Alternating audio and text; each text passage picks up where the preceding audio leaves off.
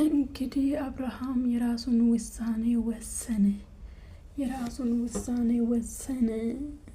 ዚስ ዋን ጉድ ጥሩ ነው። ይሄ የትላንትና አብርሃም ተመችቶኛል ማለት ነው። ማንንም ሳይመርጥ እንትን ብሎ ማለፉ እንደዛ ነው። ሌላው ደግሞ ማለት ነው አንቺ ሄርሜላ ሁል ጊዜ ለምን መቀሳሰር ትሄጃለሽ? አንቺስ ምንድነሽ?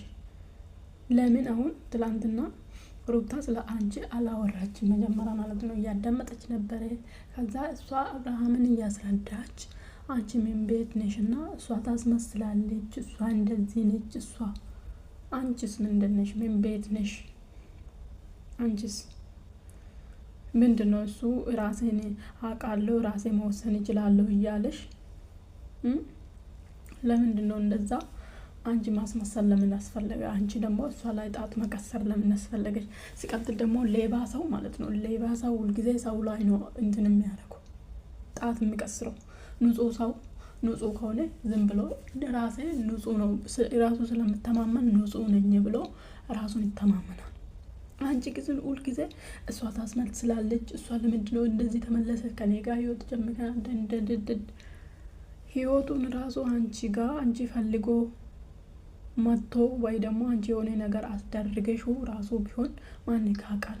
እንዴት ነው አሁን ስናስበው ወንድ ልጅ ስትወድ ጫፍ ላይ የደረሰችውን ሴት ትቶ ሌላ ሴትን ከህይወቴ ውጪልኝ በቃ እኔ ህይወቴን እፈልጋለሁ ብሎ አንቺ ደግሞ ግግሙ ሙጭጭ ብለሽ ትመልሻለሽ፣ ይመልስሻል፣ ትመልሻለሽ፣ ይመልስሻል። ይሄ ራሱ ጥርጣሬ ነው። እንኳን አሁን ኦኬ የሩታ ጠንቆላ ነው ተብላችሁ ጠንቆላ ደግሞ በምክር መመለስ ነው እንዴ? ሰይጣን ነዋ። ተጸልዮ ምናምን ተደርጎና ሰይጣን ይወጣላ። ጠንቆላ በምክር መመለስ ከሆነ ጠንቆላ አይደለም ማለት ነው። ማወቅ ያለባችሁ በምክር ነው። አብርሃም የተመለሰ ብዙ እየመከረች ነበረ። ስትረስ ከሆነ አዎ ሰው መረጋጋት ያስፈልጋል። ስትረስ ከሆነ ግን እኔ አብርሃም ታሞም አይመስለኝም። ታሞም ከሆነ ኢትስ ኦኬ። ሲቀጥል ደግሞ ሩታ ለምን አለቀሰች ትላንትና? ሩታ እኮ ምንም ያህል ተወና ቢሆንም ራሱ ማለት ነው አንዳንዴ ውስጥ ያልፉና ውስጥ ምነካ ንግግር ይናገራታል። በቃ ሁልጊዜ ሩታን እንደክፉ የሱ ቤተሰብ የሚሆን በቃ ጉዜውን ትላንትና ሄርሜላን እንዴት እንደምታባብል ሩታ ላይ እንዴት እንደምትሆን አንቺ እኮ ውለታ መረሳት የለብሽም እኮ ውለታውን በሷ አይደለም እንዴ ዛሬ ደረስችሁ? በሷ ስታወሪ ስለነሱ ስትጨቀጨቂ አይደለም እንዴ እዚህ ያደረስሹ? ሩታ ባትኖር ሄርሜላም እስከ ዛሬ አትሰራም፣ ባዶ ነች። አብርሃምም እስከ ዛሬ ስራው አይቀጥልም። ወልደዳችሁም ጠላችሁም አለ ሩታ ባዶ ናችሁ እንዴ። አንዳንዴ እኮ ይከፋል። በቃ ስራውን ራሱ ብትቀበሉ ውስጥ አልፎ ብናገራችሁ ከስራው ባህሪ ወጥቶ ብናገራችሁ በጣም ነው የሚያማ፣ በጣም ያማል። ስለዚህ ለምኑ ነው እንደዚህ የምትሆኑ? አንቺስ አጠነቅለሽ ቤቱን ራሱን እንዲጠላ ልጁ ሚስቱን እንዲጠላ ትዳሩን እንዲጠላ ወደ አንቺ እንዲመጣ ካንቺ በቃ ሁል ጊዜ እንደዛ ብታደርግ ሰዓቱን ስለምን መጀመሪያ መጥተሽ ሳታሹ አንቺ ሰዓቱ ሲያወልቅ ደግሞ ለምን ሰዓቱን አወለክ ብላ ለምን ጠየቅሽ?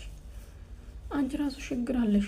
ኦኬ የሩታ ጠንቆላ አፈዘዘ። ያንቺ ደግሞ ቤቱን እንዲጠላ ራሱ ላይ መወሰን እንዳይችል ያደረግሽው አንቺ መጀመሪያ ነሽ። እናስታውስሽ እንዴ? እኔ እንደዚህ አይነት መቼም ተስፋ አልቆርጥም ትላለች። ደግሞ የሰው ትዳር ላይ ፍጥ ብላ ማለት ነገ ወደ ራሱ ሲመለስ ሁሉ ነገር ሲያበቃ አንድ ቀን እኮ ወንድ ልጅ በጠንቆላ በምናምን የምትይዙ ነገ መሄዱ አይቀርም። ምክንያቱም አብርሃም አለ ሩታ ስራው መስራት አይችልም። ወደዳችሁም ጠላችሁም ዛሬ ቢመርጥሽ ራሱ ስራው ቢበላሽበት ወደ ሩታ መመለሱ አይቀርም። እንኳን እሷ ሳትፈልግ ራሱ ፈልጎ መመለሱ አይቀርም።